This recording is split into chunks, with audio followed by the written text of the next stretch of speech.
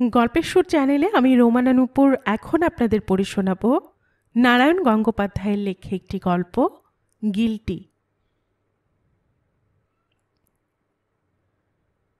গোলের মুখ থেকেই হিমাংশু ঘোষালের গলার আওয়াজ পাওয়া যাচ্ছিল।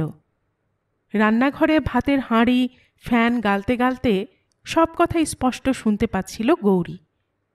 ওই একটা গুণ আছে হিমাংশুর, কখনো আস্তে কথা বলতে পারে না। অত্যন্ত খুশি হয় যখন সে ঘরোয়া আলাপ শুরু করে, তখন এপাড়ার কোনো নতুন লোক তা শুনলে সন্দেহ করে একটা নরহত্যার জন্যই বুঝি তৈরি হচ্ছে হিমাংশু। রান্নাঘর থেকেও গৌরী বুঝতে পারল গলির মুখে কানা চোখের মতো ঘষা আলোর গ্যাস পোস্টার নিচে দাঁড়িয়ে পড়েছে হিমাংশু। চিৎকার করে আলাপ করছে কারো সঙ্গে।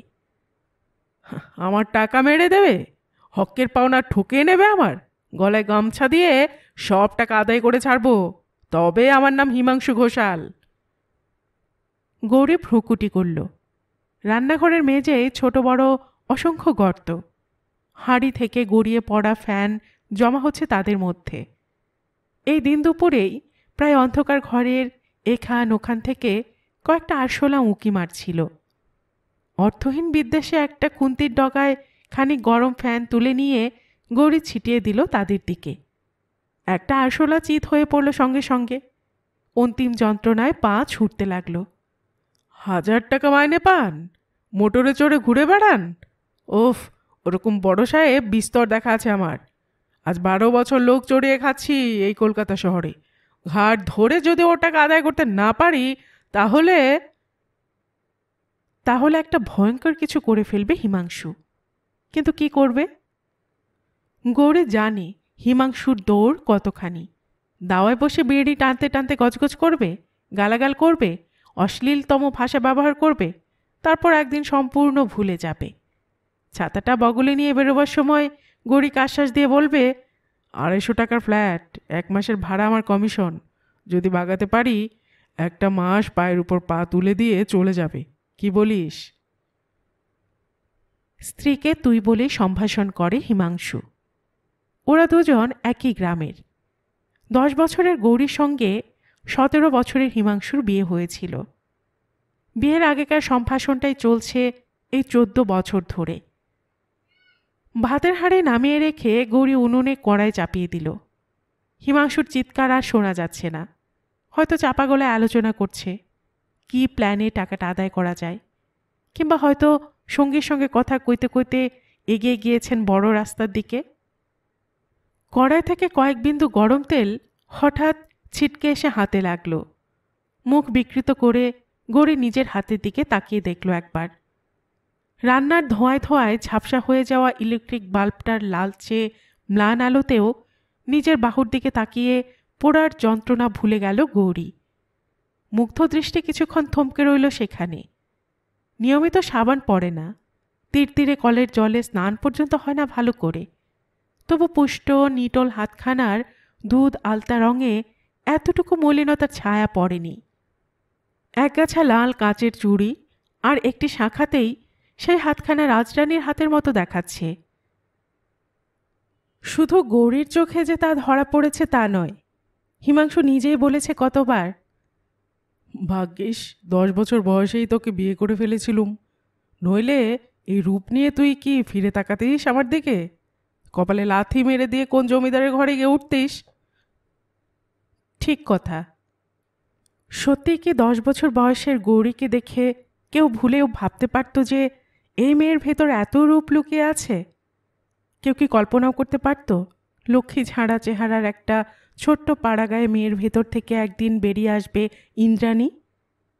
এ যেন রূপকথার গল্পের ব্যাঙের হঠাৎ রাজকন্যা হয়ে যাওয়া। সেই রাজকন্যা যে হাসলে মানিক ঝরে, কাঁদলে মুক্ত। তখন গৌরী নিয়মিত বছরে 4 মাস ম্যালেরিয়ায় ভুগত। কাঠির মতো হাত পা, লালচে একরাশ জংলা চুল, মরার মাথার মতো মাংসহীন মুখ, কোটরে ডুবে থাকা দুটো অন্ধকার চোখ, গায়ে ক্যাটকেটে সাদা রং দৃষ্টিকে যেন আঘাত করত। কুশ্রী তাকে সম্পূর্ণ করবার জন্য গলায় দুলত ঘামের সবুজ কলঙ্ক মাখানো দুটো তামার মাদুলি। আর স্কুল থেকে তাড়া খাওয়া হিমাংশু তখন বাপের সঙ্গে যজমানের অ্যাপ্রেন্টিস খাটত। একটু কুঁজো, সারা মুখে বসন্তের দাগ, নাকটা পাখির ঠোঁটের মতো লম্বা, মাথায় বেয়াড়া ধরনের টেরি, তার সঙ্গে আরও সদৃশ্য টিকি একটা। এমন বিকট বেসুরো গলায় গান গাইত যে হরিণ লুটের কীর্তন থেকে পর্যন্ত তাকে বরবাদ করে দেওয়া হয়েছিল। এই দুজনে যখন বিয়ে হলো তখন গ্রামে রসিকেরা মন্তব্য করেছিল, একেই বলে রাজ্যটোক। বাসর ঘরে গৌরীর দুঃসম্পর্কের এক বৌদি গান গেয়েছিলেন, আহা কি বা মানিয়েছে রে, যেন শ্যামের বামে রায় কিশোরী, আহা কি বা মানিয়েছে রে। কিন্তু বছর দুয়েকের মধ্যেই গৌরী একটু একটু করে ফুটে উঠতে লাগলো। তখন দু একজনের মনে হলো মেয়েটা একেবারে ধূমাবতী নয়, একটু ছিঁড়ি ছাঁদও আছে ওর ভেতরে। আর এর মধ্যে একদিন বাপের সঙ্গে ঝগড়া করলো হিমাংশু, মাথার টিকিটাকে গোড়া থেকে ক্যাচ করে কেটে দিয়ে পৈতৃক উত্তরাধিকারের মূলোচ্ছেদ করল। তারপর স্ত্রীকে নিয়ে রওনা হলো কলকাতায়। দুঃসম্পর্কের এক আত্মীয়ের বাড়ির সমস্ত বিরক্তি আর বিতৃষ্ণার মধ্যেও জোর করে মাত্র 8 মাস কাটিয়ে দিল। তারপর আত্মীয়টির দৃষ্টান্তে ব্যবসায় নেমে পড়ল। ব্যবসার কিছু নয়, বিনা মূলধনে যা করা যায় তাই, দালালি, বাড়ি আর জমির দালালি। খাটতে হয় বই কি, সকালেই বেরোতে হয় ছাতাটাকে বগল দাবা করে, তারপর মেয়েটি বুরুজ থেকে বরানগর, বালি থেকে ব্যারাকপুর, কোথায় বাড়ি বিক্রি হচ্ছে, কোথায় 3 কাঠা দক্ষিণমুখ জমি সস্তায় পাওয়া যাবে, কোথায় 3খানা নতুন ফ্ল্যাট তৈরি হচ্ছে, সব কিছু খবর রাখতে হয় হিমাংশুকে। বলতে গেলে কলকাতার আশেপাশের 20 মাইলের মধ্যে যত জমি আর ঘরবাড়ি আছে, হিমাংশু তার জীবন্ত এনসাইক্লোপিডিয়া। কি বললেন স্যার? হাজরা রোডের জমি, ও যে ব্যারিস্টার ঘোষের লাল রঙের বাড়িটা লাগোয়া? নেবেন না স্যার, কখনো নেবেন না। আপনি ভালো মানুষ বলে বলছি, ও জমিতে বিস্তর ফ্যাকড়া আছে, গাটের কড়ি দিয়ে কিনে শেষে বিশ্রী লিটিগেশনে পড়ে যাবেন। কি বললেন? সার্চ করাবেন? অনর্থক আবার অ্যাটর্নিকে এক কারি পয়সা দেবেন তো? আমি বলছি শুনুন, 1935 সালে জ্যাঠামল ভোজমল মারোয়ারি, কিংবা জানি জানি স্যার, ছাতু চক্করতে লেনের নতুন ফ্ল্যাট দুটোর কথা বলছেন তো? ওর আদত মালিক হচ্ছে হরেরাম গায়েন, ক্যানিংয়ে মাছের আড়ত আছে, বাড়ির চার্জে আছে ওদের ম্যানেজার কৃষ্টপদ সাউ। সে স্যার সাংঘাতিক লোক, একটি রাঘব বোয়াল, তাকে বাগানো আপনার কাজ নয়, দেখাই করবে না হয়তো। তবে আমাকে ভার দিন, দেখবেন সব ম্যানেজ করে দেব। একটা সিগারেট এগিয়ে দিয়ে বলবো, কৃষ্টদা ও বাড়ি আমার চাই, ব্যাস আর বলতে হবে না। আপনাদের আশীর্বাদে স্যার এই হিমাংশু ঘোষালের। সকলের এই আশীর্বাদ কুড়িয়ে বেড়ানো সহজ কাজ নয়। পার্টির বাড়িতে বাড়িতে ঘোরা আছে, অ্যাটর্নি আর উকিলের অফিসে দৌড়োদৌড়ি আছে। যে পার্টির মন দ্বিধা সন্দেহে দুলছে, 2 ঘন্টা বক্তৃতা দিয়ে তার মন ভেজানোর দায়িত্ব আছে। একটা ট্রানজ্যাকশনের সময় দুটো পার্টিকে অ্যাটর্নির অফিসে হাজির করা কিংবা সময় মতো কোর্টে এনে জড়ো করা, এসবও যেন হিমাংশুর পিতৃদায়ের মধ্যে পড়ে। এমনকি ঠিকমতো কোর্ট ফি কেনা হয়েছে কিনা, অথবা কেউ ভুল জায়গায় সই করে ফেলল কিনা, সেদিকেও তার লক্ষ্য রাখতে হয়। কাজ তাতেও ফুরোয় না। তারপর সর্বশেষে আছে কমিশনের টাকা আদায় করা। কেউ কেউ পুরোটা সঙ্গে সঙ্গে দিয়ে দেয়, কেউ 6 মাস ঘোরায়, কেউ কেউ একেবারেই ফাঁকি দেবার মতলব করে। তখন রাস্তায় দাঁড়িয়ে মাজা ভাঙা সাপের মতো ব্যর্থ আক্রোশে গর্জন করে হিমাংশু, দেখে নেব দেখে নেব, গলায় পা দিয়ে আমার পাওনা টাকা আদায় করে ছাড়ব, তবে আমার নাম।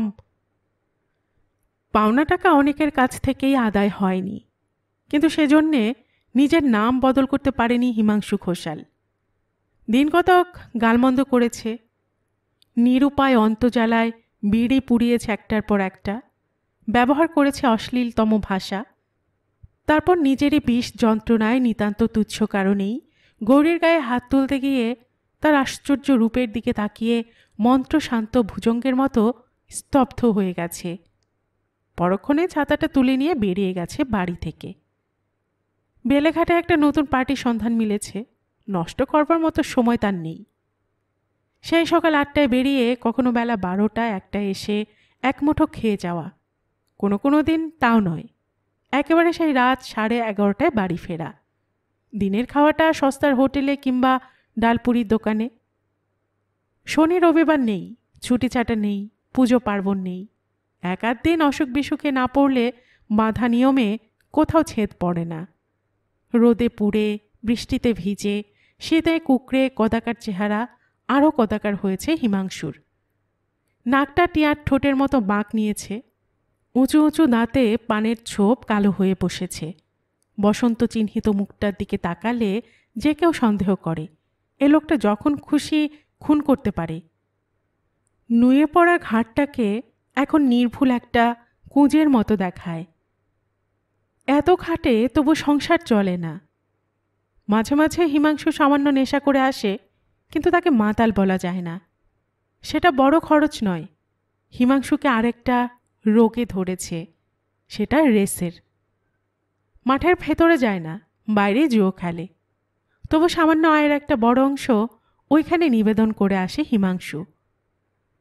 যেদিন বেশি হারে সেদিন ওর মুখের গন্ধে টের পায় গৌরী। আর অনেক রাত পর্যন্ত হিমাংশু ফুঁপিয়ে ফুঁপিয়ে কাঁদতে থাকে। কতদিন মামা বাড়ি যায়নি, দাদুকে বড় দেখতে ইচ্ছে করে। গৌরী সরে যায় সামনে থেকে। একতলা জীর্ণ বাড়িটার কাঠের সিঁড়ি বেয়ে ছোট ছাদটায় উঠে আসে। খানতিনেক নিচু ছাদের পরেই সাদা রঙের বড় তেতলা বাড়ি একখানা, মল্লিকদের বাড়ি। দোতলায় জানলায় আলো জ্বলছে। জানলার সামনে যে দাঁড়িয়ে তাকে এখান থেকেও স্পষ্ট দেখতে পাওয়া যাচ্ছে। তার সোনার চশমা চিকচিক করছে। সিগারেটের আগুনটা দীপিত হয়ে উঠছে থেকে থেকে। দাঁড়িয়ে দাঁড়িয়ে হিমাংশুর কথা ভাবে গৌরী। দিনের পর দিন আরও স্থূল, আরও কর্কশ হয়ে উঠছে হিমাংশু। মধ্যে মধ্যে যখন সোহাগ করবার চেষ্টা করে তখন ওর হাতের ছোঁয়ায় শরীর জ্বালা করতে থাকে। হিমাংশুর আঙ্গুলগুলোকে একটা বিরাট মাকড়সার কতগুলো ক্লেদাক্ত পায়ের মতো মনে হয়। অন্ধকারেও নিজের নিটল শুভ্র হাত দুখানি সে দেখতে পায়। সে হাত দিয়ে তার নিজের গলায় জড়িয়ে ধরতে ইচ্ছে করে। কাঠের রেলিংয়ে ভর দিয়ে গৌরী দাঁড়িয়ে থাকে। বুকের ভেতর নিজের রক্তের কলধ্বনি শুনতে পায়। দোতলার জানলায় আগুনের একটা ঝলক ফুটে ওঠে কয়েক মুহূর্তের জন্য। আর একটা সিগারেট ধরিয়েছে লোকটা। হঠাৎ গৌরীর মনে হয় আলোর বিন্দু ছড়ানো এই অন্ধকারটা একটা বিরাট জালের মতো তাকে জড়িয়ে ধরছে। অসহ্য গরম লাগতে থাকে। হাওয়া বন্ধ হয়ে যায়। গৌরীর নিঃশ্বাস আটকে আসে। চঞ্চল হয়ে ফিরে আসে সিঁড়ির দিকে। নামতে নামতে মনে হয় শ্যাওলায় শ্যাওলায় সিঁড়িটা ভরে গেছে, যে কোনো সময় পা পিছলে যেতে পারে। ঘরের মেঝেতে তখন কুণ্ডলি পাকানো একটা কুকুরের মতো পড়ে আছে হিমাংশু। কোটরে বসা চোখের কোণায় জলের দাগ। যে দাদুকে 7 বছর বয়সে শেষবার দেখেছিল তারই জন্য কাঁদতে কাঁদতে ঘুমিয়ে পড়েছে। বেশ আছি, গৌরী ভাবে। তক্তপোষের কোণায় বসে কিছুক্ষণ বিষাদ দৃষ্টিতে তাকিয়ে থাকে হিমাংশুর দিকে। পুরো কালো ঠোঁটের ফাঁকে পানের রং ধরা দাঁতগুলো ভ্যাংচানির ভঙ্গিতে বেরিয়ে আছে। বেশ আছি। বারবার কথাটা মাথার ভেতর ঘুরতে থাকে গৌরীর। নিজের হাতের মুঠো চোখের সামনে মেলে ধরে যেন ভাগ্যরেখাটাকে পরীক্ষা করে দেখতে চায়, কিন্তু পরক্ষণে সব গোলমাল হয়ে যায়। নরম গোল হাতখানিকে একটা ফুটন্ত পদ্মের মতো মনে হয়। দু চোখ ভরে মুগ্ধতা নেমে আসে। হিমাংশুর নাক ডাকতে থাকে। মুখটা আরও খানিক ফাঁক হয়ে গেছে। গৌরে চমকে উঠল। তরকারিটা প্রায় ধরে আসবার জো হয়েছে, আর দরজার কড়ায় পাগলের মতো ঝাঁকুনি দিচ্ছে হিমাংশু। আধমরা আরশোলাটা চিত হয়ে পা নাড়তে নাড়তে অনেকখানি এগিয়ে এসেছে সামনের দিকে। উঠে গিয়ে গৌরী দরজা খুলে দিল। ভেতরে পা দিয়েই খিঁচিয়ে উঠল হিমাংশু। ঘুমিয়ে পড়েছিলে নাকি সন্ধেবেলায়? সে কখন থেকে কড়া নাড়ছি, শুনতে পাসনি? ঘুমিয়ে পড়ব কি করে? রাস্তা থেকেই তো চেঁচানি শুনছি। হাতের ছাতাটা ধপাস করে ছুঁড়ে দিয়ে হিমাংশু দাওয়ার উপরে বসে পড়ল। বিড়ি ধরালো। তারপর, বড় লোক, অমন বড় লোক ঢের দেখেছে হিমাংশু ঘোষাল। নিজের মুখে বললে 2%, এখন কাজ মিটে গেলে বলছে এই 100 টাকা বকশিস দিচ্ছি, মিষ্টি কিনে খাও। বকশিস? আমি চাকর না দারোয়ান যে বকশিস নেব? বড় লোক। বিড়িতে একটা হিংস্র টান দিয়ে পরপর কয়েকটা কদর্য কথা আউড়ে গেল হিমাংশু। রান্নাঘরে দেখে এগোচ্ছিল গৌরী, কি মনে করে ফিরে এলো। একটা কথা বলবো? স্বগতোক্তিতে ছেদ পড়ায় হিমাংশু বিরক্ত হলো। ভুরু কুঁচকে বলল, তোর আবার কি হলো? পরকে তো এত বাড়ি আর জমির ব্যবস্থা করে দিচ্ছ, নিজের জন্য কিছু করতে পারো না? হিমাংশু হাতের বিড়িটা ছুঁড়ে দিল। সেটা চৌবাচ্চার জলের মধ্যে গিয়ে পড়ল। কর্কশ স্বরে বলল, আরে চেষ্টা কি আর করছি না? ঝোপ বুঝে একখানা কোপ যখন মারবো তখন বুঝতে পারবি। নিউ আলিপুরে কিংবা পার্ক সার্কাসে। ছুরির ধারের মতো খানিকটা তীক্ষ্ণ বঙ্কিম হাসি গৌরীর ঠোঁটের উপর দিয়ে খেলে গেল। রাজপ্রাসাদের কথা এখন থাক, একটা ভালো বাসার ব্যবস্থাও কি করতে পারো না? কেন, এ বাসাটাই বা এমন মন্দ কি? তোর বোঝে দোতলার ঘর নইলে ঘুম হচ্ছে না? বাড়িটা একতলা, পুরনো বটে, সুবিধাটা দেখছিস না? একেবারে সব আলাদা, মায়ের ছাদ পর্যন্ত, কোথাও কোনো ঝক্কি ঝামেলা নেই। অন্য ভাড়াটের সঙ্গে জল চানের ঘর নিয়ে ঝগড়া করতে হয় না। এসব বুঝি তোর পছন্দ নয়? সাময়িকভাবে মনের তিক্ত যন্ত্রণাটাকে ভুলে গিয়ে রসিকতার চেষ্টা করল হিমাংশু। মেয়ে মানুষ তো, স্বভাব যাবে কোথায়? ব্যাঙের মতো গলা ফুলিয়ে কারোর সঙ্গে ঝগড়া করতে না পারলে ভাত হজম হবে কেন? সেজন্য নয়। গৌরী আস্তে আস্তে বলল, ছাদগুলো সব গায়ে লাগা, যে কোনো সময় চোর আসতে পারে। চোর? হিমাংশু আরো সরস হয়ে উঠল। আরে আমার বাসায় একাদশী করতে আসবে এমন বেকুব চোর কলকাতা শহরে নেই। তোর গায়ে তো কয়েক গাছা গালার চুড়ি আছে, বোধহয় পয়সা চারেক দাম হবে। তবে হ্যাঁ। হিমাংশু হাহা করে হেসে উঠল।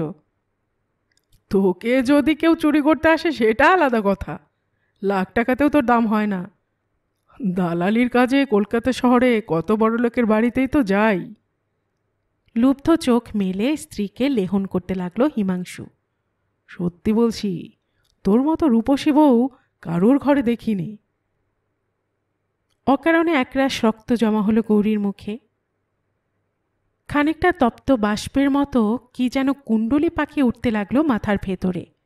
নিজের হৃৎপিণ্ডে ঝড়ের আওয়াজ শুনতে পেল গৌরী। মুখ ফিরিয়ে চলে যাচ্ছিল রান্নাঘরের দিকে। হিমাংশু তাকে ডাকল, শোন। গৌরী ফিরে দাঁড়ালো। বারান্দার মিটমিটে আলোটা নয়, গৌরীর চোখ মুখে তার সর্বাঙ্গে আরও কিছু ছড়িয়ে পড়ছে। এই কানাগলির ভেতরেও এক টুকরো আকাশ আছে, চাঁদ উঠেছে সেখানে। তারই জ্যোৎস্নায় গৌরী স্নান করছে। দূরে শাড়ির আবরণে ঢাকা রূপোর মূর্তির মতো দেখালো গৌরীকে।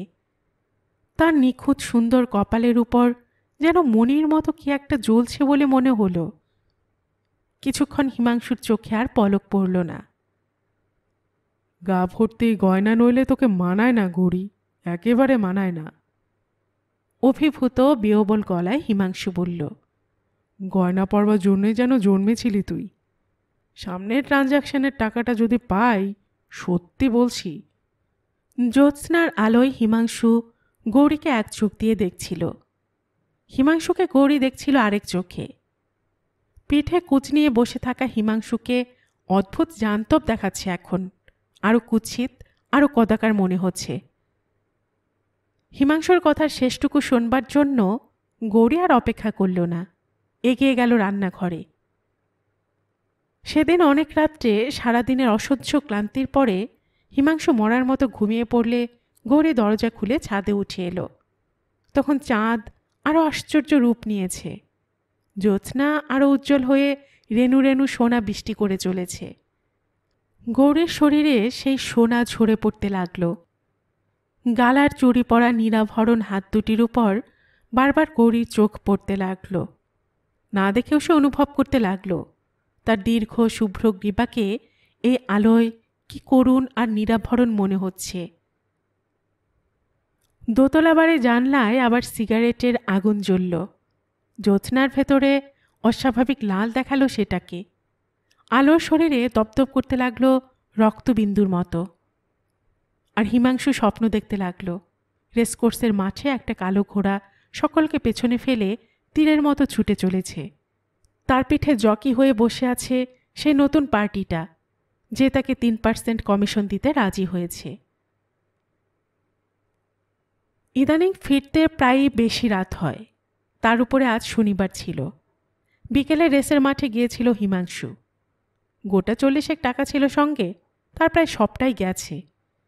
বিষাদ বিরক্ত মনটাকে সামান্য একটু রাঙা করে অল্প অল্প টলতে টলতে হিমাংশু যখন বাড়ি ফিরল, রাত তখন 1টার কাছাকাছি। গড়ে জেগেই ছিল। দরজা খুলে দিল কড়ায় হাত পড়তেই। হিমাংশু হাতের ছাতাটা উঠোনে ছুঁড়ে দিয়ে রকের ওপর বসে পড়ল। ধুত্তর, দিনটাই খারাপ। রাস্তায় বেরিয়ে যে কার মুখ দেখেছিলাম প্রথমে। গৌরী বলল, ওঠো, হাত মুখ ধুয়ে খেয়ে নাও। খেতে ইচ্ছে করছে না। একরাশ তেলে ভাজা এখনো যেন আটকে আছে গলায়। হিমাংশু হেঁচকি তুলল একটা। তাছাড়া সমস্ত মন মেজাজি খিচড়ে রয়েছে। কি যে বাজে টিপস দিলে টাকাগুলো একেবারে বরবাদ হয়ে গেল। সব জোচ্চোর, বুঝলি, সব জোচ্চোর। দুনিয়ায় ভালো লোকের জায়গা নেই। নেশা জড়ানো চোখ তুলে সমর্থনের আশায় গৌরের দিকে তাকালো হিমাংশু। আর দেখতে পেল এতক্ষণ পরে শুক্লপক্ষ ঘুরে এসেছে আবার। সেদিনের মতো উঁকি দিয়েছে এই জীর্ণ বিবর্ণ বাড়ির কয়েক ইঞ্চি আকাশে ত্রয়োদশীর চাঁদ। আর গৌরী শঙ্খগ্রীবায় কি যেন ঝিকমিক করে জ্বলছে, চাঁদমালার মতো জ্বলছে। গলায় ওটা কি পড়েছিস তুই? হার পেলি কোথায়? মুহূর্তের জন্য চুপ করে রইল গৌরী। মুহূর্তের জন্য তাকে পাথরের একটা মূর্তির মতো দেখালো। তারপর একটা চাপা নিঃশ্বাস ফেলে বলল, ফেরিওলার কাছ থেকে কিনেছি 5 শিকে দিয়ে। ও, নকল সোনার গয়না? গিল্টির? হিমাংশু উঠে দাঁড়ালো। দেখি। গৌরী স্তব্ধ হয়ে অপেক্ষা করতে লাগল। হিমাংশুর কদাকার হাতের আঙ্গুলগুলো তার গলায় স্পর্শ করল। ভয়ে শিউরে উঠল গৌরী। একবারের জন্য মনে হলো ওই আঙুলগুলো এখনই তার গলায় নরম মাংসের মধ্যে সাঁড়াশির মতো চেপে বসবে। চোখের পাতা দুটো তার বন্ধ হয়ে এলো। হিমাংশু বলল, বড় মানিয়েছে হাড়ছড়া। দূর থেকে বোঝাই যায় না, তবে হাত দিয়ে দেখলে টের পাওয়া যায় বই কি। খাঁটি সোনা এতটা লালচে হয় না, আর একটু সাদাটে হয়। গৌরী প্রায় নিঃশব্দ গলায় বলল, খাঁটি সোনা বুঝি তুমি হাত দিয়ে দেখলেই টের পাও? গৌরীর মুখের ওপর একরা স্বল্প গন্ধ ছড়িয়ে হা হা করে হেসে উঠল হিমাংশু।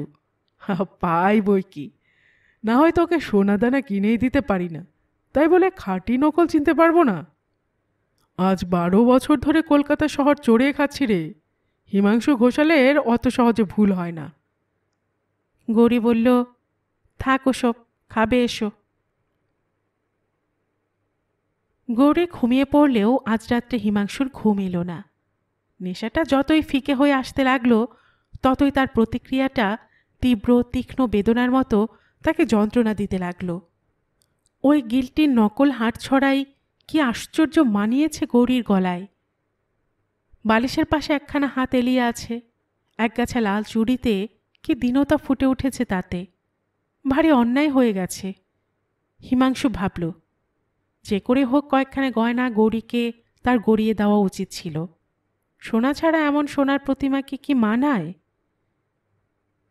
চমৎকার দেখাচ্ছে হাড় ছড়া, তবুও গিল্টির হার। 2 দিন পরে ময়লা হয়ে যাবে, বিবর্ণ পিতলের রং ধরবে। ও শুধু গৌরীর আত্মবঞ্চনায় নয়, ওর মধ্যে কেবল গৌরীর ব্যর্থ আকাঙ্ক্ষার বেদনায় মিশে নেই। ও হিমাংশুরও চরম লজ্জা, তার অক্ষম পৌরষের অবমাননা।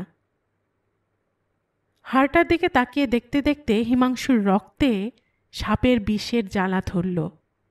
একে একে মনে পড়তে লাগল, কারা তাকে ঠকিয়েছে তার দালালির পাওনায়, কার কাছ থেকে এখন পর্যন্ত নিজের পুরো টাকাটা সে আদায় করতে পারেনি, হিংস্র চিত্তে হিমাংশু ভাবতে লাগল, এবার তারও সময় এসেছে, তাকেও বাঁকা রাস্তায় ধরতে হবে।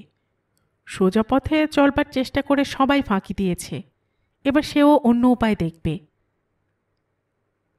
12 বছর কলকাতা শহরে দালালি করছে হিমাংশু ঘোষাল, কিছুই তার অজানা নয়।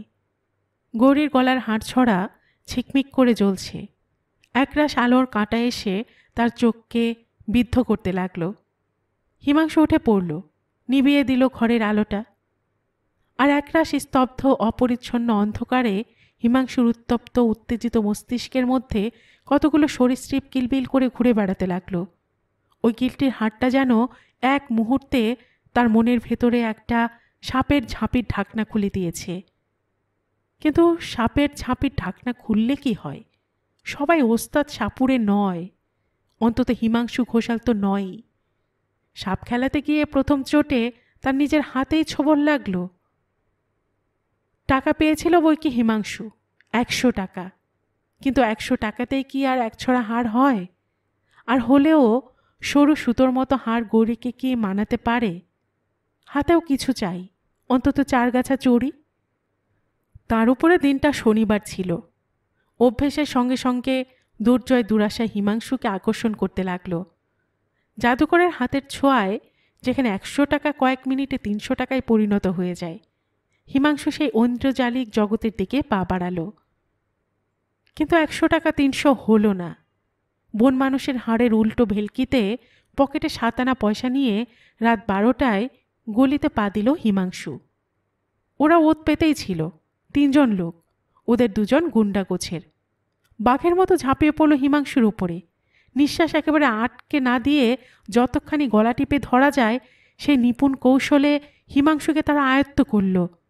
তারপর আত্মীয়তার সম্ভাষণ জানিয়ে বলল, 420 আর জায়গা পাসনি, টাকা বার কর। চোখের তারা কপালে তুলে হিমাংশু গো গো করতে লাগল। ওই অবস্থাতে হিমাংশুর গালে আরেকজন প্রচণ্ড একটা চড় বসিয়ে দিল। জাল মালিক সাজিয়ে ভুয়ো ফ্ল্যাটের টাকা আগাম নেবে? আমার টাকাটা হজম করা এত সোজা? যে গলা টিপে ধরেছিল সে গোটা কয়েক ঝাঁকুনি দিল হিমাংশুকে, যেমন করে বেড়াল মুখের ইঁদুরকে ঝাঁকুনি দেয়। টাকা বের কর বলছে, খুন করে ফেলব নইলে। তৃতীয়জন ততক্ষণে পকেট হাতড়ে যা কিছু সব বের করে ফেলেছে। খুচরো পয়সা কটা, ময়লা রুমাল, পুরনো নোট বই আর ক্লিপ লাগানো পেন্সিলটা ছুঁড়ে ফেলে দিয়েছে মাটিতে। হিমাংশুর কুজের উপর কিল বসিয়ে দিয়ে তিক্ত ক্রোধে সে গর্জন করে উঠল, কিচ্ছু নেই, সব গিলে খেয়েছে, গলা টিপে বের করব। আরেকবার ঝাঁকুনি পড়ল। হিমাংশু সমানে গো গো করতে লাগল। তার আগেই বেরিয়ে এসেছিল গৌরী, এসে দাঁড়িয়েছিল দরজার সামনে। গলা থেকে একটানে হাতছড়া খুলে নিয়ে এগিয়ে এলো এবারে। আমার স্বামী কত টাকা ঠকিয়েছেন আপনাদের? লোক 3টে চমকে উঠল, ফিরে তাকালো একসঙ্গে। গ্যাসের মরা আলোয় এই মাঝরাতে নির্জন গলিতে এমন আশ্চর্য একটা রূপসী মেয়ের আবির্ভাব অবিশ্বাস্য স্বপ্নের মতো মনে হলো তাদের। যে গলা চেপে ধরেছিল তার হাতের মুঠো আলগা হয়ে গেল। ধূপ করে গলির স্যাঁতস্যাঁতে কালো মাটির উপরে বসে পড়ল হিমাংশু। 3 জোড়া চোখ মন্ত্রমুগ্ধের মতো চেয়ে রইল গৌরীর দিকে। কত টাকা নিয়েছেন উনি? যে চর বসিয়েছিল সে একটা ঢোক গিলে বলল, 100 টাকা। হাড়শুদ্ধ হাতখানা তার দিকে বাড়িয়ে ধরে গৌরী বলল, এটা নিয়ে ওকে ছেড়ে দিন, এর দাম 100 টাকার বেশি হবে। গৌরীর দিকে চোখ রেখেই হাড়ছোড়া নিল লোকটা। তারপর আচ্ছন্নের মতোই 3 জন নিঃশব্দে গলি পার হয়ে রাস্তার দিকে এগিয়ে চলে গেল। একটা কথাও বলতে পারল না। হয়তো তখনও সমস্ত জিনিসটা ওরা বিশ্বাস করতে পারছিল না। এমন অপূর্ব, এমন অবিশ্বাস্য স্বপ্নের জালটাকে ছিঁড়তে চাইছিল না কথার আঘাত দিয়ে। হিমাংশুকে মাটি থেকে টেনে তুলল গৌরী, একরকম বয়েই নিয়ে এলো বাড়ির মধ্যে। হিমাংশুর গোঙানি থেমে গেছে তখন, চাপা গলায় কাঁদতে শুরু করে দিয়েছে। হিমাংশুকে জোর করে বিছানায় শুয়ে গৌরী তার মাথাটা টেনে নিল কোলের মধ্যে। ভয় নেই তোমার, ওরা চলে গেছে। হিমাংশু অবরুদ্ধ গলায় বলল, আমার জন্য তো তোর সব গেল গৌরী, গিলটির হাড় ছড়াও গেল, কিন্তু ওরা তো অত কাঁচা নয়, একটু পরেই টের পাবে, তখন তো ফিরে আসবে আবার। দাঁতে দাঁত চেপে গৌরী আবার বলল, আসে তো দেখা যাবে, তোমার ভয় নেই, আমি আছি। হিমাংশু ছেলে মানুষের মতো ফুঁপিয়ে ফুঁপিয়ে কাঁদতে লাগল। পিঠের কুচটা ওঠাপড়া করতে লাগলো ঢেউয়ের মতো। তুই আমাকে এত ভালোবাসিস গৌরী, আমি তোকে কিছুই দিতে পারলুম না, কিছুই না। গৌরীর দাঁতের চাপ ঠোঁটে এসে পড়ল, রক্ত গড়িয়ে পড়তে চাইল ঠোঁট দিয়ে। হাড়টা গিলটির নয়, কিন্তু যে ভালোবাসার ভেতরে নিজেকে অসহায় শিশুর মতো ছেড়ে দিয়ে হিমাংশু এমন করে কাঁদছে, তার গিলটি করা নিষ্ঠুরতার কথা ভেবে গৌরীর চোখের সামনে সব ঝাপসা হয়ে এলো। গল্পের সুর চ্যানেলে এতক্ষণ আপনারা শুনছিলেন নারায়ণ গঙ্গোপাধ্যায়ের লেখে একটি গল্প, গিলটি। আর এতক্ষণ গল্প পাঠে আমি আপনাদের সাথে ছিলাম রোমানা নূপুর। আপনারা যারা গল্পের সুর চ্যানেলের গল্প নতুন শুনছেন, আপনাদের সুবিধার্থে একটি বিনীত অনুরোধ, যদি আপনারা আরও এমন গল্প শুনতে চান তবে নিচে সাবস্ক্রাইব বাটনে একটি ক্লিক করে রাখুন ও একটি লাইক করে রাখুন। এতে এই চ্যানেলের ভিডিওগুলি খুঁজে পেতে আপনাদের সুবিধা হবে। আর পাশে থাকা বেল বাটনটিও চেপে রাখুন, যাতে নতুন কোনো গল্প দেওয়ার সাথে সাথেই আপনাদের কাছে নোটিফিকেশন চলে যায়। সবসময় সবাই খুব ভালো থাকুন, সুস্থ থাকুন ও আনন্দে থাকুন, এই প্রার্থনা রইল।